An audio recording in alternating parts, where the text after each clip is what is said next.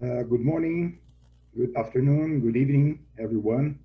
It's our pleasure being here again with all of you for the third ISSM webinar with the topic of hypoactive sexual desire disorder.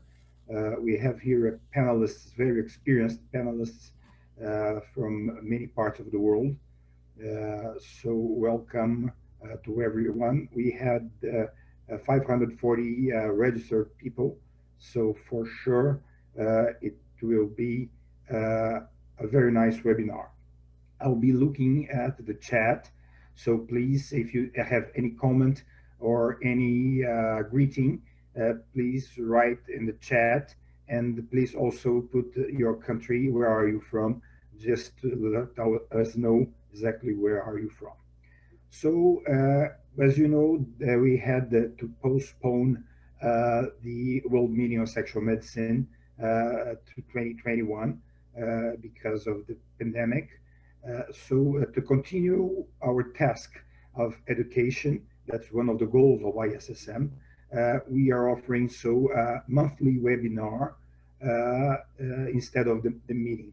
The topics will be covered include the best of journal sexual medicine lectures, and also the state-of-art lectures of our World Meeting Sexual Medicine.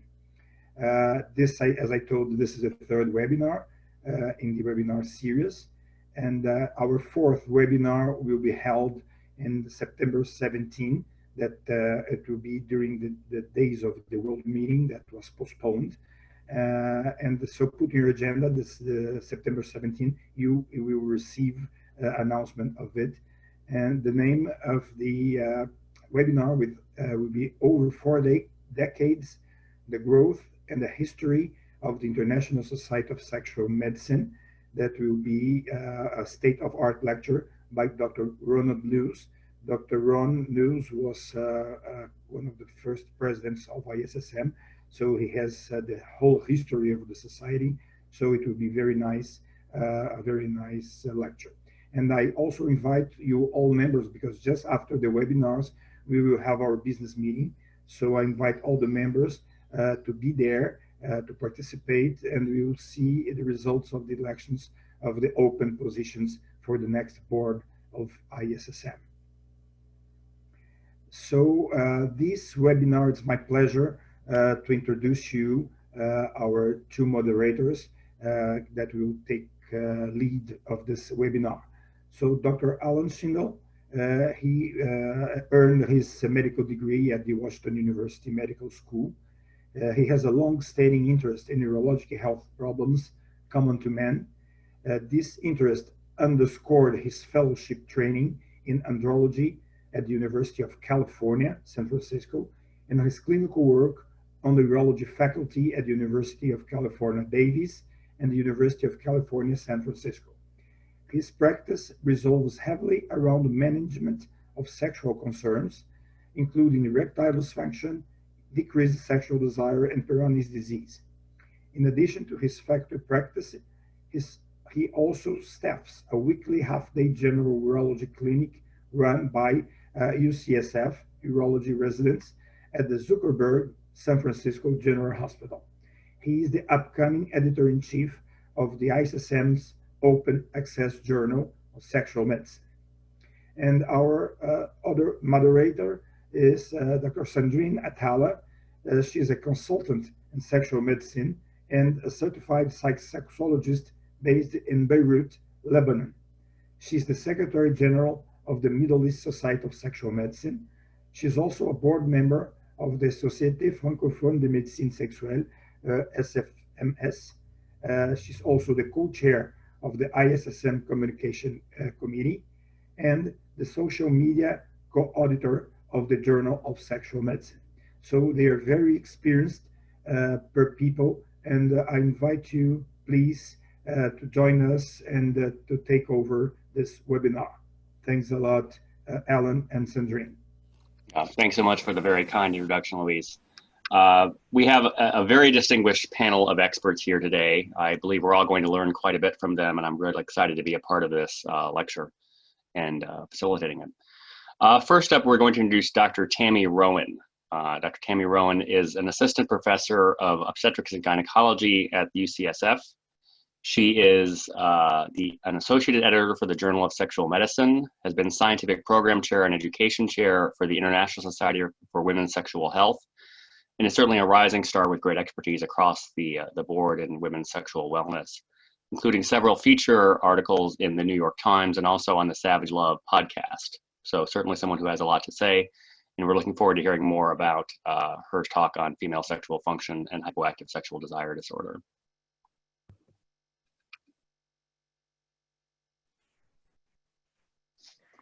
All right, good morning, everyone. Thank you so much for having us here. I'm in California, so it is 7 o'clock in the morning. I hope you've all had a productive day. I am just waking up, and I'm really excited to be starting my day talking to the world about female sexual health. I'm going to focus here on some updates in nomenclature, and then talk about some of the treatments for hypoactive sexual desire disorder. Whenever I'm being asked to give a talk and I've got 15 minutes, there's clearly so much that I'm going to be leaving out, but I'm hopeful that some of the information I'm giving here is not repetitive, it is new, and you'll be able to take it and think about how we define HSDD and sexual dysfunctions and how we treat our patients. Next slide, please. Next slide.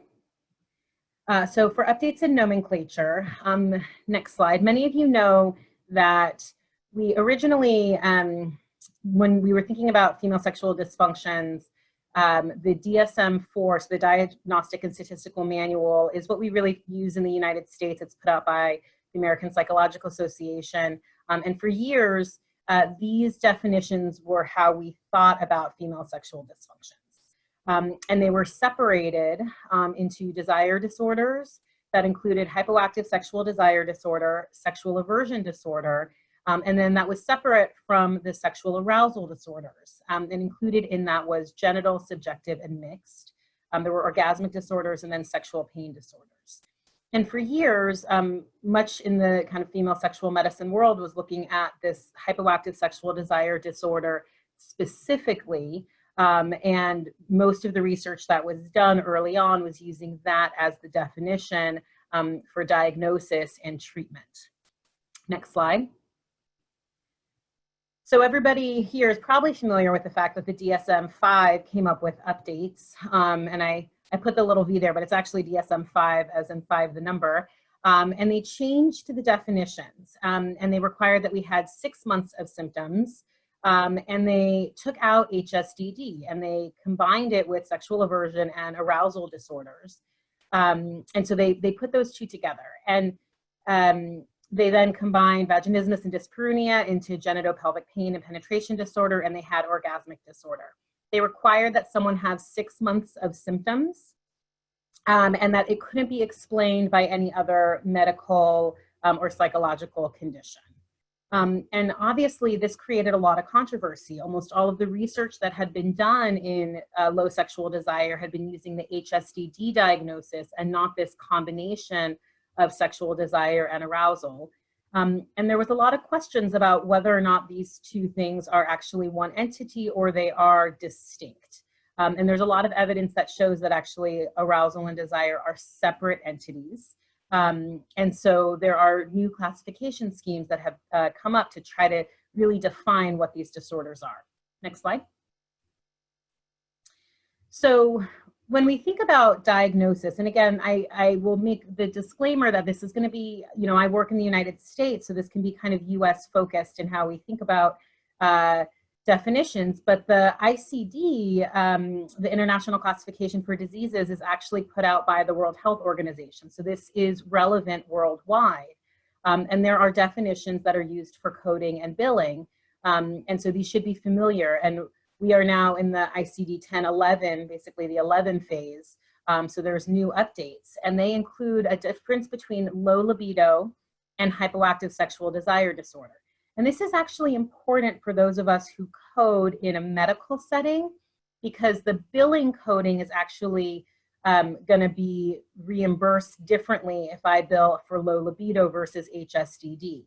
HSDD is considered a psychiatric code, whereas low libido is considered a medical code for whatever reason, however that came up. But it's actually really relevant for anybody who's running their own practice and actually has to bill. So this isn't going to be as relevant for people with universal health care. It's very relevant for us in the United States. The ICD also includes definitions or diagnoses on desire, subjective and objective, and orgasmic and pain disorders. And fortunately, the new definitions are incorporating associated conditions and really thinking about these non-normative sexual practices.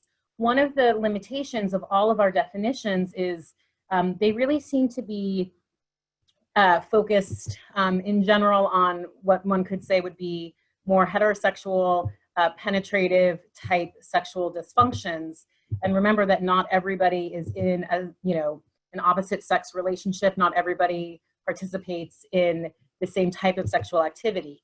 And another disclaimer is that, I think when we talk about female sexual dysfunction, we also have to remember that there's a lot of people who don't necessarily identify as female or male or man or woman, and we need to make space for those people as well. The International Society for the Study of Women's Sexual Health kind of looked at these controversies and problems within the diagnostic coding and definitions, and actually spent a lot of time and published several papers on nomenclature. And they included rarer disorders such as persistent genital arousal disorder, as well as the different types of orgasmic disorders that we see. Next slide. So this is much more busy than you need to note, but for the purpose of this talk, the first two definitions are actually the most important, where they define really what hypoactive sexual desire disorder is. And again, they define it with a 6-month requirement for lack of motivation, for sexual activity, for thoughts and fantasies, for erotic cues, and it has to cause distress. And this is something that I think is really important in general. We oftentimes get accused of trying to create a problem where there isn't one. And what I think most people don't understand in sexual medicine is that our patients are coming to us with distress. We're not insisting that everybody have high sexual desire or a certain type of sex life or frequency. We are here to take care of patients who are asking for our assistance with something that is bothersome to them. And that's really the definition of HSDD. Female sexual arousal disorders are also in this classification scheme, and there is some controversy about the fact that ISSWISH kind of combined arousal disorders in a way that seemed like they were both putting cognitive or subjective and objective arousal together. And the truth is there really is a difference between subjective arousal, so what a person experiences in her mind as arousal, versus what's actually going on in her genitals. And one can imagine that treatment-wise, there's actually going to be a big difference as well when you're thinking about neurotransmitters in the brain versus blood flow, for example, to the genitals. So there is a thought about separating those two out. The rest of the definitions, just so that people are aware that we did define persistent genital arousal disorder, female orgasmic disorders. And so it's not just do you have an orgasm or not, there's actually a lot of syndromes associated with orgasm, including pain disorders, intensity issues, pleasure issues as well. And that kind of fits into this female orgasmic illness syndrome. And then the genitopelvic pain disorder. So let's hone in and talk about HSDD, because that's really what we're here to focus on. And I want to talk about some of the treatment options that we have. Next slide. Next slide. So almost everyone here is probably familiar with flibanserin. And I know we keep talking about it, but I want to reintroduce this because it's actually an interesting drug and there's new data that's come out on it. And I can't show you all of it. That would be a whole day-long seminar. And I only have a few minutes here. But remember, flibanserin is a mixed postsynaptic 5-HT1A agonist and 5-HT2A antagonist. So those are basically serotonin receptors. There's different types of serotonin receptors in the brain. And serotonin has been implicated across the board as basically having a negative effect on sexual desire. And so this drug causes an overall decrease in serotonergic activity and also promotes stimulation at the dopamine receptors. And we know that dopamine really does seem to be the primary neurotransmitter in desire. There's norepinephrine also plays a role, but dopamine is really the biggest one. Flibanserin was the first FDA-approved treatment for HSDD, so this was in the United States. Remember, it was originally developed as an antidepressant, again, because of this serotonergic activity. It did not meet those milestones for depression, but just like many of you know, sildenafil was not initially designed for erectile dysfunction. The men had a positive side effect from it, while the positive side effect from this was actually increased desire. Unfortunately, it was only approved for premenopausal women, even though there is research to show that it works probably as well in postmenopausal women. And this is a huge deficit because postmenopausal women are actually one of the biggest people who do seek out care for low desire. Originally, there was concern about alcohol use and low blood pressure with this drug. And so in the United States, you actually needed a special certification to prescribe it. And I always say, as an OBGYN in the US, the only other drug that I am required to get REMS certification for is mifepristone, which is an abortifacient. But I can prescribe any other drug that could be mixed with alcohol, including barbiturates, benzodiazepines that could actually kill you when mixed with alcohol. But this drug I needed to get REMS certification for. So why was that? Next slide. There was concern about hypotension and syncope. And if you look at basically all the original trials in terms of hypotension and syncope, they didn't exclude alcohol. But there was this small rate of some people that had low blood pressure. So they did an alcohol challenge study where they only used 25 people. So you can see the ratio of that compared to all the other studies where alcohol wasn't banned. 23 of those people were men. This study was done in the morning. People ate a very light breakfast, if any food at all, and they drank between 2 and 4 drinks of alcohol. They found that there was a significant number of those people who had low blood pressure and syncope. Next slide. So what's the newest data? So they actually did a real study on this with close to 100 women. And they put them in these very elaborate groups of different levels of alcohol with placebo versus flibanserin. And they were looking for dizziness, syncope, and hypotension. So that was the primary outcome. And what they found, basically, the bottom line was that there was not an increase in syncope and hypotension. What there was a significant increase in drowsiness with more alcohol. Next slide. So what we basically recommend is that this drug should not be combined with more than 2 drinks. So if people are having more than 2 drinks, they skip it. It's a nightly drug. We know it makes people sleepy and drowsy and a little bit of somnolence. So that's that's really the bottom line for this drug. And in the United States now, you no longer need a REMS. So this is really relevant in the fact that anybody can prescribe this drug now, but most people are not familiar with that. You actually can access a 1-month free trial and then get it for $99 a month. Originally, this drug was developed by one company and sold to Sprout Pharmaceuticals, who then sold it to another company. And now it's actually back with Sprout, and there's a lot more access to it. Next slide. All right, what's the latest drug? So it's not totally new. It's been out for over a year, but this is Bremelanotide. It's a melanocortin-4 receptor agonist. And instead of being a nightly medication like flibanserin, it's actually an as-needed drug, and it's an auto-injector. For people who aren't familiar, Bremelanotide was originally developed as an intranasal spray. They tried different formulations of it, but it had too many side effects. But we know that the melanocortins work kind of via a similar pathway to stimulate dopamine. And this drug was developed on an as-needed basis. And it was basically developed by one company and promoted by a different one called AMAG. And for anyone who's familiar with the obstetrics literature, AMAG is responsible for a medication to help prevent preterm birth. That drug has been taken off the market, or there's controversy. So AMAG has basically offloaded Bremelanotide. And so it is no longer being supported by this one company. It is with Palatin now. So it's a little bit more non-medicine than you need to know, but just so you know, there's a little bit of variation in terms of who's actually distributing this drug now. Next slide. So what's the evidence? I find this drug fascinating just because they were looking at the same outcomes in terms of the sexual distress scale, and then the desire portion of the FSFI. that flibanserin was looking at as well. And they found that there was a decrease in sexual distress and an increase in desire across about 1,200 women taking the drug. And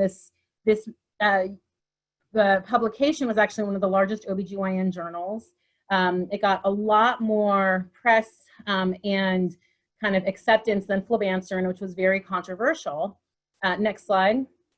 But most interestingly, if you actually look at the percentage of satisfying sexual events compared to placebo, it did not actually meet the primary endpoints. So while this drug does increase desire and decrease distress, it doesn't seem to have the same effect on satisfying sexual events. And again, one could argue it's because there's a lot more that goes into make what would make a sexual event satisfying than just taking a drug. There's oftentimes, it's not just two people, they do include one person involved, but this kind of speaks to the controversy of what the endpoints are when we're studying a drug for sexual desire. This drug did not have the same level of difficulty in getting approved. You can see there's far less people actually studied for this drug. The FDA approved it before these publications were even out in peer review. And then the main side effect of this drug, go ahead, next slide. The main side effect is nausea, and it was up to 40% of patients that would get severely nauseous. Now, after they used the drug several times, oftentimes that went down. So it's about probably a quarter of people, but that's a significant number. There was concern about hypertension as opposed to hypotension. And what they found in lots of safety studies was that this is not a high enough concern that even people with moderate hypertension can take this drug. And there weren't any serious adverse effects from it. Next slide. What about off-label antidepressants? So almost everybody here is probably familiar with the off-label use of bupropion. So this is a norepinephrine dopamine reuptake inhibitor. Again, this makes physiologic sense. If we increase dopamine and norepinephrine, we would increase sexual desire. So there's lots of studies that have looked at this. It has been sexual function was looked at as a primary outcome in some studies, and it was improved in terms of desire. But there is this question of whether or not if someone's on an SSRI and they're having low desire, if you add this drug, could that make it better? And in the publications from the sexual medicine community, they oftentimes repeat a Cochrane review that suggested that if you add bupropion to another regimen, it would increase desire. But if you actually look at the studies done individually where they added bupropion, there wasn't a significant increase. And I think this is controversial. And so there is some question of whether or not this is the right thing if someone truly has SSRI-induced hypoactive sexual desire disorder. I don't think it hurts, but there is some controversy about whether or not it would help. Next slide. Buspirone is another antidepressant. Again, it has to do with the serotonin receptor. There is no study that used sexual dysfunction as a primary outcome. So it was basically ad hoc analysis looking at the effects of this medication on sexual function that found that there was an improvement in people who were taking this drug compared to placebo. So I think this is important that if we're looking at what a primary outcome is, if they're not looking at sex as a primary outcome, I wouldn't necessarily recommend this. And I think it's interesting, at least in the United States, that we have 2 FDA-approved drugs for hypoactive sexual desire disorder, but most people are still prescribing these antidepressants off-label for this condition. Next slide. Where to look for more information? So ISSWISH has put out 2 really great publications that are free online. That both are on the kind of workup for hypoactive sexual desire disorder, and then this one specifically is on management of hypoactive sexual desire disorder. So I just scratched the surface barely today, but this publication is incredibly valuable for looking at how we manage patients. Next slide. So the take-home messages today, they're important updates to nomenclature. It's really important to know the difference between desire and arousal. We do think that these are different entities and we need to be thinking about treatments differently.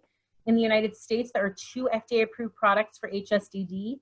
There is nothing approved for postmenopausal women. And I can see in the Q&A people are asking about testosterone. And I can give a 3-hour lecture on testosterone. There's a really great new publication that was put together by the International Menopause Society, NAMS, ISSWISH, on the use of testosterone, mainly for hypoactive sexual desire disorder. I did not get into it today just because testosterone is not a new drug.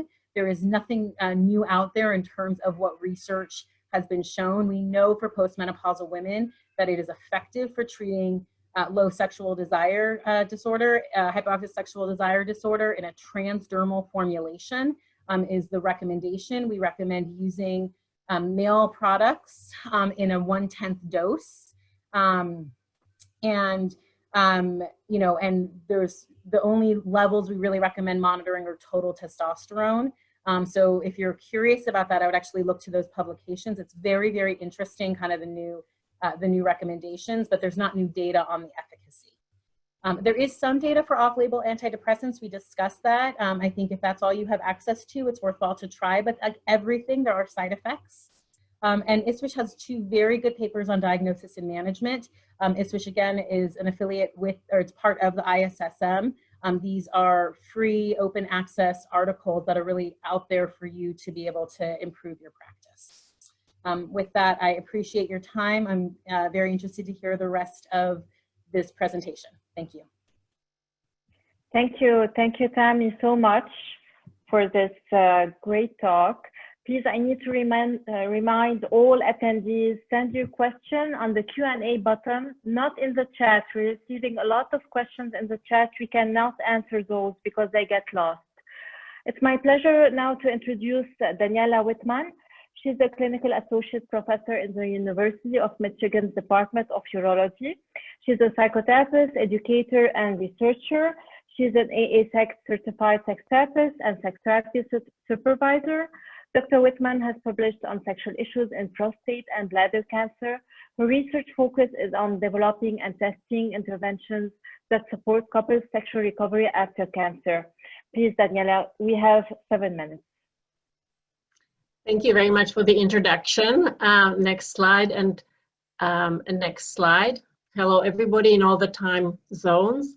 I'm going to start with discussing what sexual desire actually is. Per Dr. Levine, it has 3 components: the biological drive, the psychological motivation to engage in sexual activity, and then the cultural social influence that determines what is sexually acceptable as behavior and activity. Sexual desire tends to decline with age, as is demonstrated on this slide.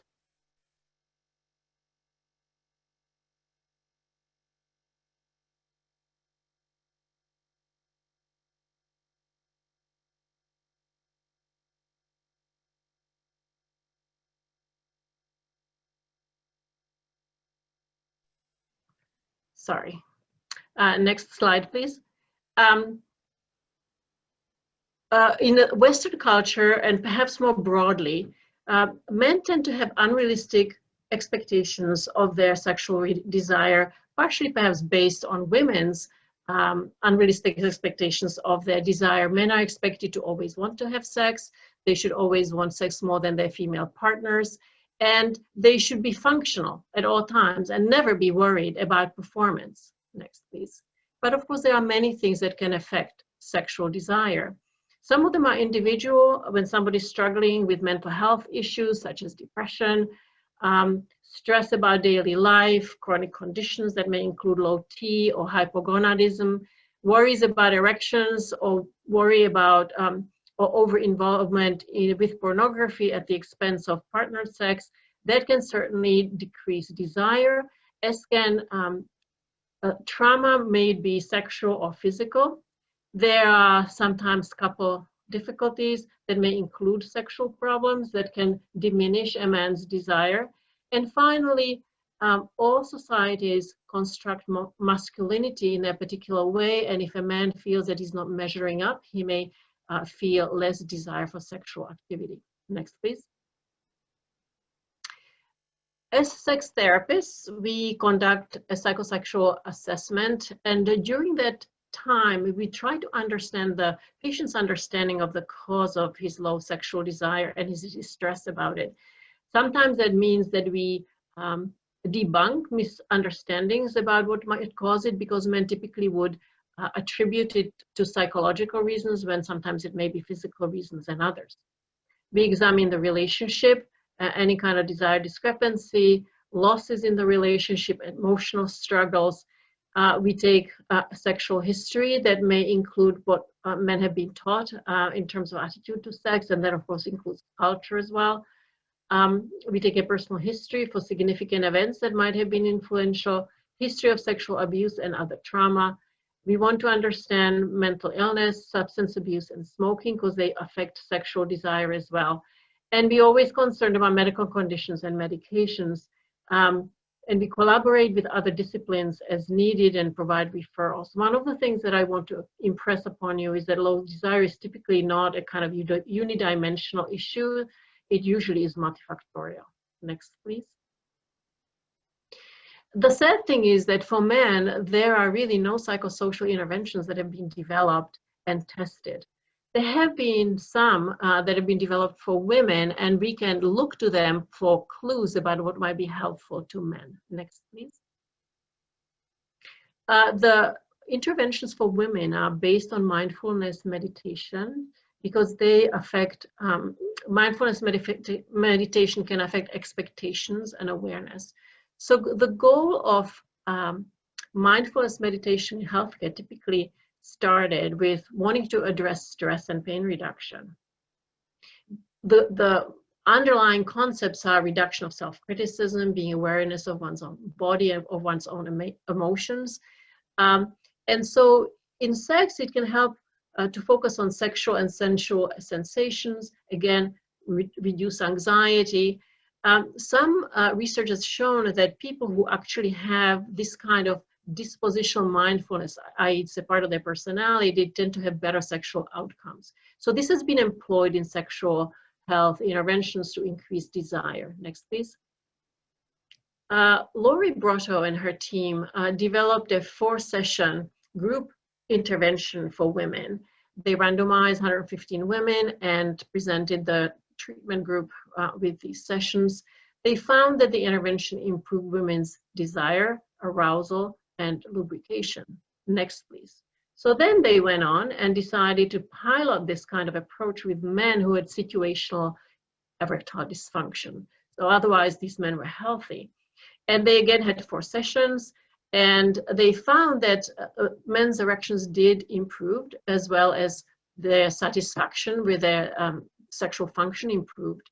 And what they also found was that the men felt kind of safe and more normal in the group setting, and that they increased their physical self-awareness. So that's a very positive, promising sign. Next, please. In sex therapy, we often employ sensate focus exercise, which kind of has a mindfulness aspect to it, in the sense that men and their partners learn how to give each other sensual touch, which initially has no sexual content in it, to reduce anxiety and to improve body awareness. And then that can gradually, with increased comfort and lower anxiety, lead to sexual activity. We also encourage men to cultivate desire and not wait for spontaneous desire, which may actually never come. We tell them to schedule sex, to employ fantasy, sex toys, maybe even pornography if acceptable to them and their partners. Men often resist this. They hate the idea of scheduled sex, but in fact, if they engage in it, eventually they actually find some spontaneity in their sexual interactions, which is surprising to them. Including the partner is always essential, so that both the man and the partner have realistic expectations and can support each other. Low desire is rarely treated only by itself. It usually has other aspects to it, whether they are physical or relationship or psychologically related. So this is a kind of refrain for this talk. Next, please. So here are the take-home points. You know, if you're in the office and you may not have a whole lot of time, include the partner whenever it's possible and educate the patient about the physical and biological factors that may be contributed to their low desire, because men may, again, attribute things to psychological reasons. Acknowledge the desire Diminution can be multifactorial in its origins, and then men may need to cultivate desire rather than rely on hormonally driven spontaneous desire. Encourage fantasies, erotica, and so on, whatever is acceptable. So that's kind of the first initial step. If things prove to be more complicated, it's worthwhile to refer to a sex therapist, and I included a website for asec.org, which has therapists certainly throughout North America and possibly in other countries as well. Sex therapists can address relationship problems, including sexual problems, communication, desire discrepancy, infertility issues. They can also address anxiety about performance for the individual, sadness about having erectile problems, and any concerns that have to do with pornography. So there are many things that can be addressed in sex therapy. Next, please. The main thrust forward has to be developing and testing psychosocial interventions for men because we have clinical capacity, but we do not have evidence-based interventions. And that is what I'm presenting today. Thank you. Thank you very much for the very stimulating lecture, Dr. Wittmann. We are now going to move on to Dr. Landon Trost, who will be speaking to us on low sexual desire in men. Dr. Trost is a very accomplished urologist. He is currently the director of the Fertility and Peyronie's Clinic in Orem, Utah. He is a good friend, a leading expert on urology. He has multiple important roles in the Sexual Medicine Society of North America, the International Society for Sexual Medicine, the Journal of Sexual Medicine, and also the American Urologic Association. Dr. Trost, please. Well, thank you, Alan, for the very kind introduction. What Alan didn't tell you is that he has even bigger and more important roles in every single one of those and is much, much more accomplished. But it's very good to be with you. Very grateful to be able to speak on the etiologies and treatment, specifically looking at the male side of low libido or hypoactive sexual desire. Next slide. So to start off, I wanted to go into the neurochemicals specifically associated with male libido, and then we'll get into different treatments and talk about the hormone side of things as well. Next slide. Now, if there's only one take-home point, that you take from my entire lecture, it's this slide, and that is that anytime a man comes in complaining of low libido, the main thing you want to look out for are signs of clinical depression. And often low libido is the very first and most sensitive sign that you'll have of depressive-like symptoms or depression. So you can see the figure on the right that looks at low libido and its association with medications, alcohol, pain, and we'll talk about each of those to some degree. But again, depression consistently, and this is since the 1970s, has consistently stood out as a strong association with low libido. And your odds ratios there are roughly, threefold higher. So men with low libido are threefold higher to have emotional problems or stress. So again, key take-home point is if someone comes in with low libido, in the same way someone comes in with erectile dysfunction, you worry about heart-related issues. When they come in with low libido, you worry about psychological stressors, depression, and so on. Next slide. So getting into the more nitty-gritty of specific chemicals, you can see an fMRI to the right of a healthy brain and someone with HSDD, and you can see how much these chemicals are impacted in this state. So dopamine is a positive agonist, serotonin is an antagonist, like had been talked about by Dr. Rowen. Catecholamines and testosterone are both agonists. In other words, these enhance libido, whereas serotonin tends to negate or decrease libido. And then there's multiple others. So this is only touching on some of them, but things like kisspeptin, histamine, melanocortin opioids, and endocannabinoids. Some of these have mixed data, but there are multiple interactions throughout the brain with numerous receptors. So it's definitely not a very simple syndrome and anything that can be solved with one particular drug. Next slide. So getting into dopamine, which is probably our biggest, receptor that we talk about. On the picture to the right, you can see there's multiple subreceptors out there, and they each have different interactions. There's a lot of overlap with erectile function and libido specifically, and D4 and D5 in particular, these tend to be the situational type receptors that when the moment is right, libido kicks in. And multiple disease states impact these areas too, such as Parkinson's, drug addiction, and schizophrenia. Next slide. Now, clinically, I think no question, serotonin ends up being one of the most important because there's just so many people who are on SSRIs. And interestingly, if you ask people to self-report, so if you're on an SSRI and you just wait for them to complain about low libido, only about 10 to 14% of people will ever complain of it.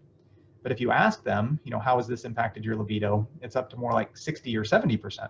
So it's really a high prevalence of the symptom with this drug.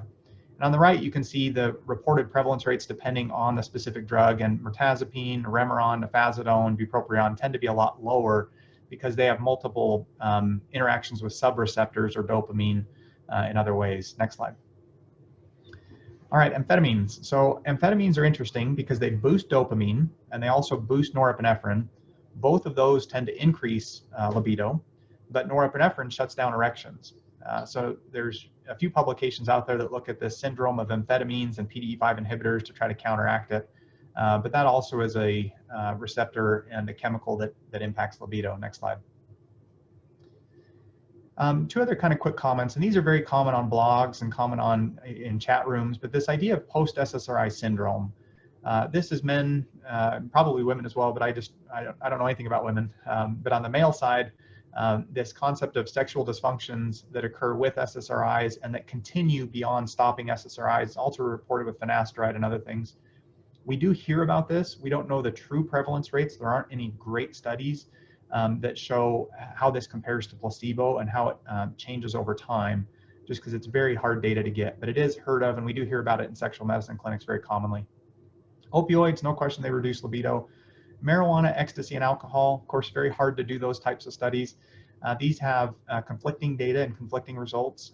Alcohol probably impacts men more than women, whereas marijuana probably impacts women more than men for some reason. Next slide. All right, so getting into hormones, this is kind of the most talked about aspect of male libido. Next slide. Testosterone, no question, is the one that has the most research and most reported data, probably in both men and women. But when you look at the meta-analysis on the right, this is just one of many, many meta-analyses out there. On the up, kind of diamond figure, you can see on the upper 1/3, you see the number next to that is 0.17. And that basically means that men who take testosterone, who have low testosterone, have about a 17% increase in their libido. Now, the number in parentheses next to it's important because that is anywhere from 1% to 34%.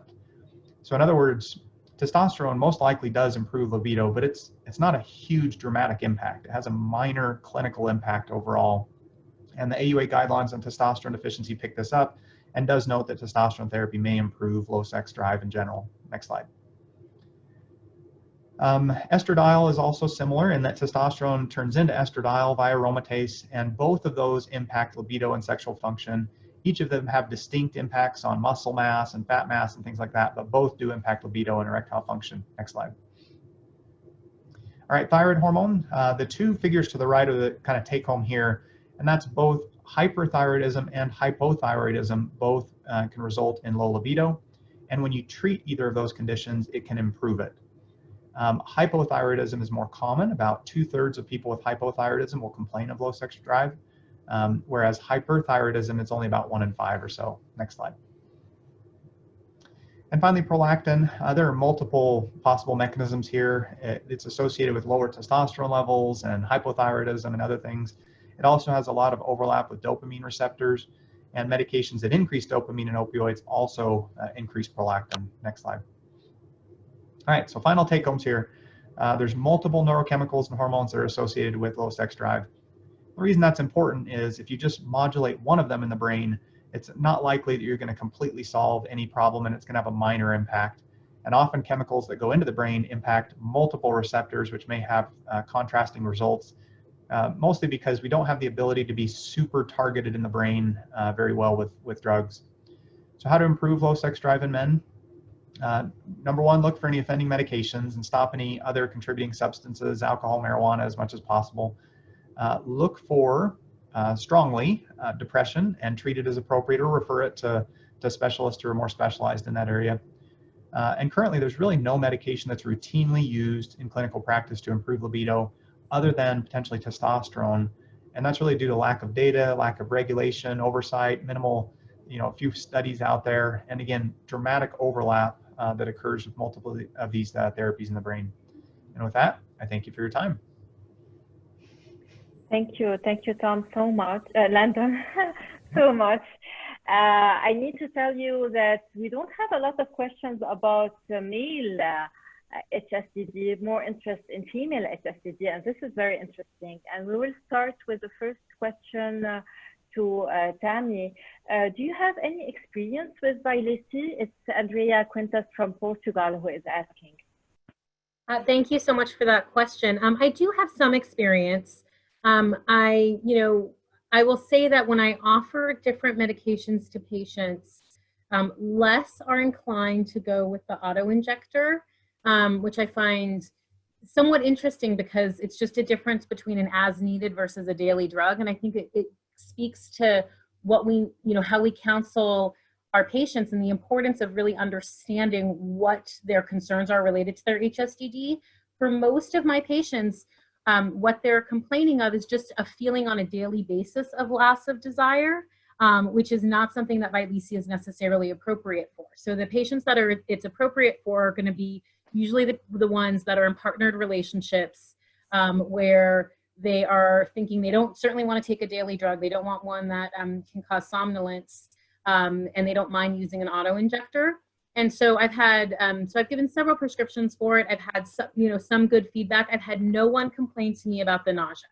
But my suspicion, not that I don't think it has efficacy, is that I think I probably don't have a large enough sample size to be picking up on those side effects. Thank you. A question here from Heather Visser that I think should be directed to Daniela. In your practice, Daniela, when do you draw the line if someone presents to you primarily with concerns of hypoactive sexual desire? At what point do you make the decision to refer to a medical provider, urologist, gynecologist, primary care doctor, et cetera, for medical assessment?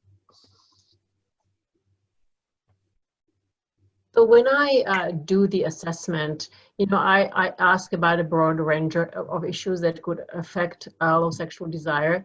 If I find that that person, for example, also has fatigue, also has sort of decreased, maybe a slight decreased cognitive ability, just forgetful, and is not functioning generally very well, then I will think that it's either depression or low testosterone, and I'm going to refer to a medical provider for an assessment because we want to rule that out. Thank you. Thank you, Daniela. I have another question for Tami from Ahmed from Egypt. He's asking us what is the significance of piperacillin in treating HSDD as a negative feedback of female genital mutilation. So I think that when we're talking about HSDD, the definitions now suggest that HSDD is low desire causing distress in the absence of any other medical or psychological condition. So in the context of somebody that might have had female genital cutting, just by definition, if that's the main contributor to their low desire, this would not be considered even HSDD and not necessarily a treatment. I don't know of any research that's been done looking at flubanserin in the context of someone with female genital cutting.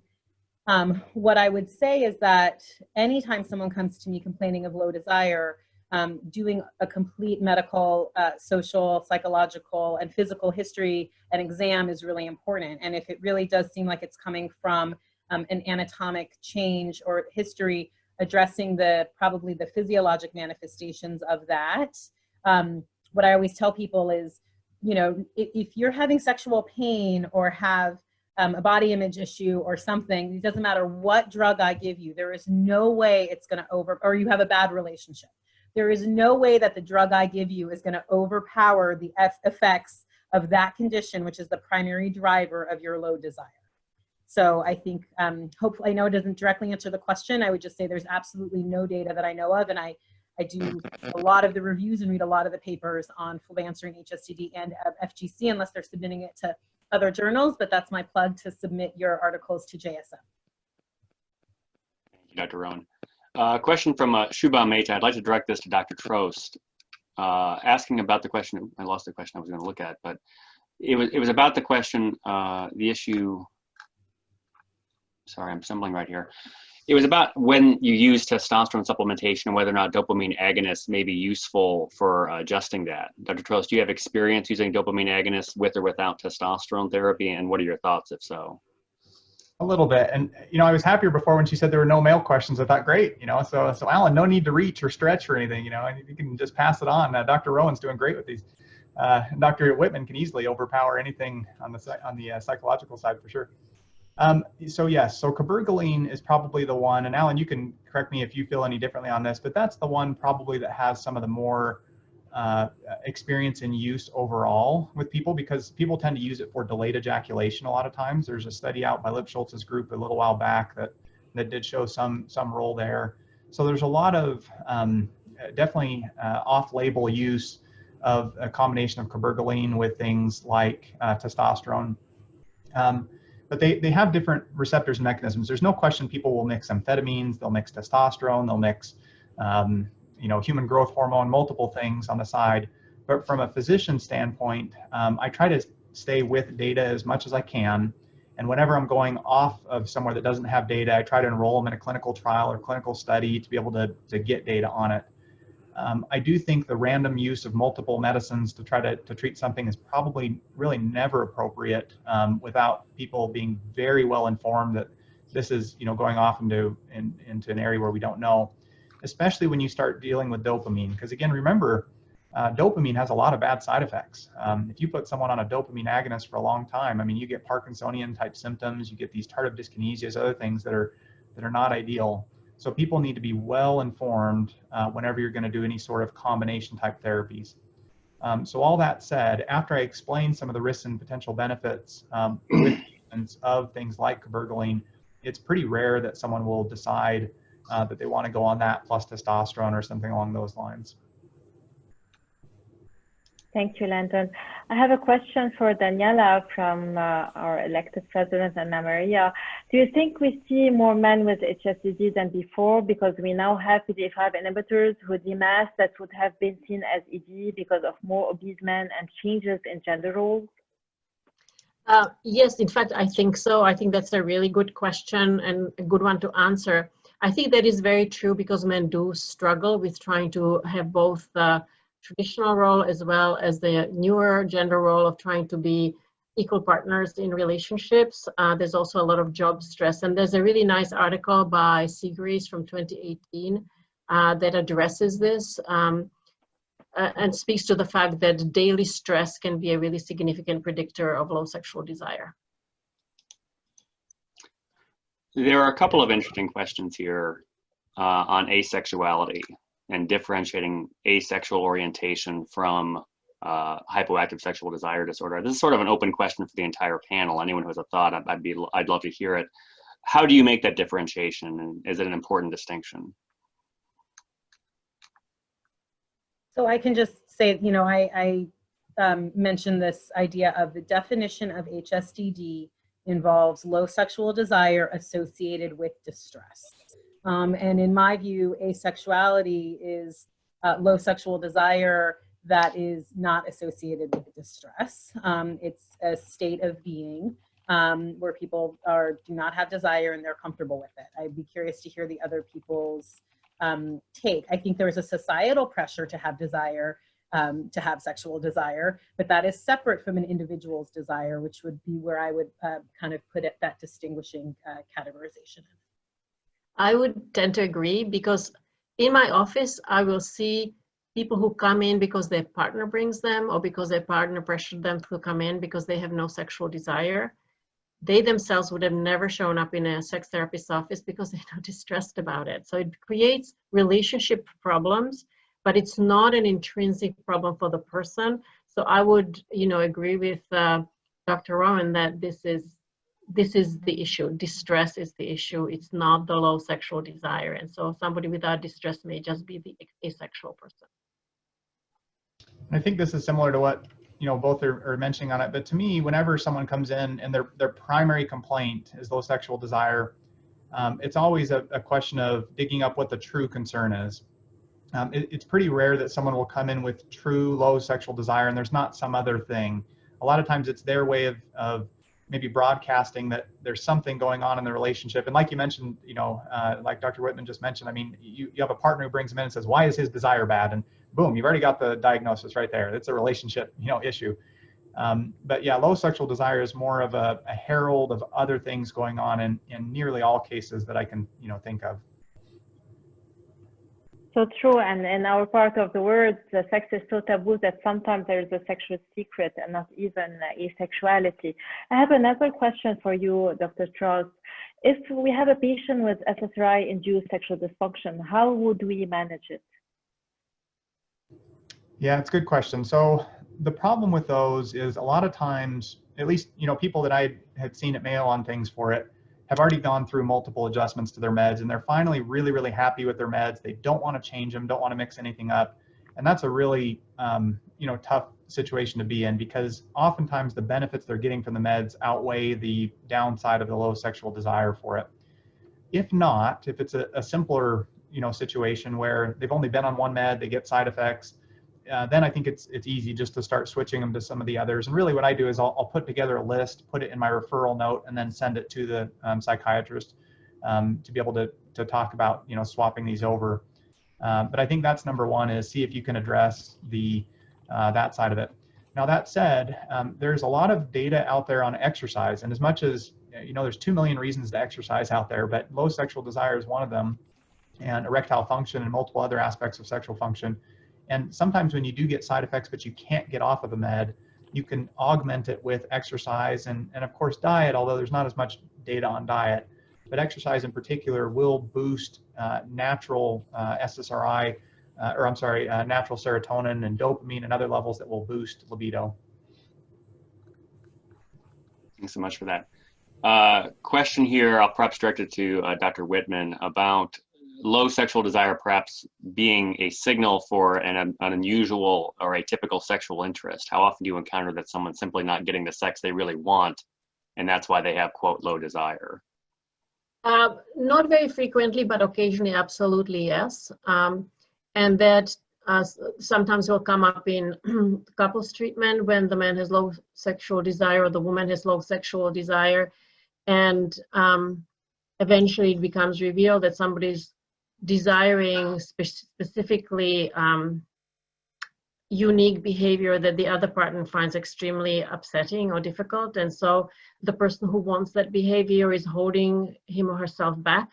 And that, of course, anytime you suppress anything, you suppress sexual desire.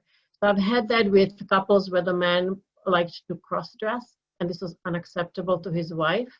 I've had that in a situation where a woman wanted to be able to perform anal sex on her male partner using a dildo, and this was completely unacceptable to the man. And so it obviously affected the desire of the person who felt in some ways rejected by the partner who was not willing. Alan, if I could jump in on that one real quick too, because I think it's a very, very good point that you brought up, and Dr. Wittmann had mentioned on it. The key with that one, I think, is if you're not looking for it, you'll never find it. Dr. Wittmann is very thorough, and so she's able to get to the bottom of a lot of these things. But in general, if you're in a practice and you say, all right, I'm going to check testosterone. If it's low, I supplement, and that's how all I deal with it, then you're probably not the best person to be treating, you know, low libido in general. Because when you do go through that whole algorithm, and there's probably about 8 or 9 different things that are associated, but those kind of odd or different idiosyncratic type sexual desires is, you know, probably the best term for it. You will find them, no question. I have a question to all the panelists. If PDE5 inhibitors can increase arousal in both male and females, here we don't have enough data, I know, does it indirectly improve libido?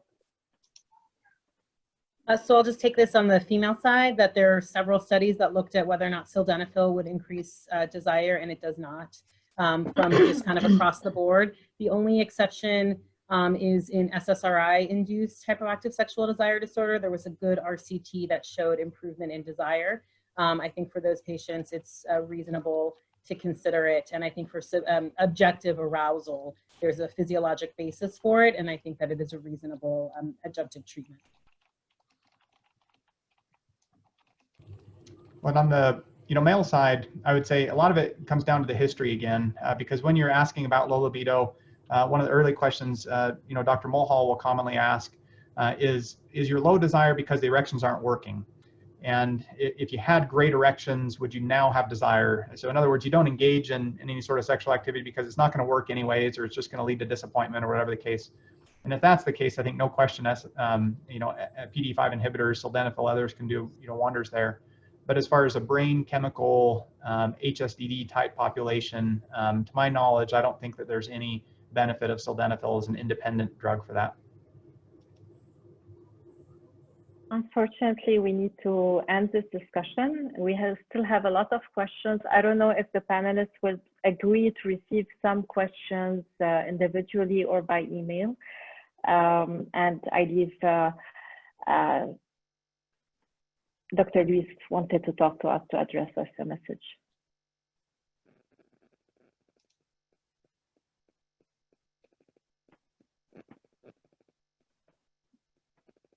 Okay, well, it's very good. We had more than 200 participating people in the webinar. It's a very high-level scientific speaking, and so I'd like to thank a lot all of you, the moderators, Sandrine and Alan, and our speakers, Landon, Tami, and Daniela. You did a great job. Thank you very much for contributing for ISSM educational proposal. And I'd like to invite you all to remember to put in your agenda for our next webinar on September 17th. Please take in your agenda, and I hope seeing you all participating again next month. Thank you very much for your participation. Thank you. Thank you, Luiz and Meryl, for organizing. Thank you.